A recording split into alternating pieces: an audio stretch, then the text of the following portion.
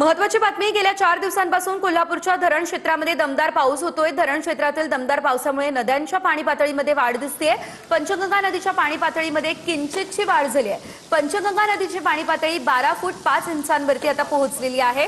कोल्हापूरच्या पंचगंगा नदीच्या पाणी पातळीमध्ये ही वाढ झाली असल्याचं आपल्याला बघायला मिळतंय। या संदर्भात अधिकची अपडेट घेऊयात आमचे प्रतिनिधी भूषण पाटील यांच्याकडून। भूषण, आपण पाहतोय पंचगंगा नदीची पाणी पातळी वाढलेली आहे। सध्या त्या ठिकाणी पावसाची काय परिस्थिती आहे? नक्कीच कोल्हापूर जिल्ह्यामध्ये गेल्या 4 दिवसापासून दमदार पावसाच्या सरी बरसत आहेत। विशेषतः कोल्हापूर जिल्ह्याच्या धरण क्षेत्रात जोरदारपणे पाऊस कोसळतोय आणि त्याचा परिणाम म्हणून सगळ्याच नद्यांच्या पातळीमध्ये आता हळूहळू वाढ व्हायला सुरुवात झालेली आहे।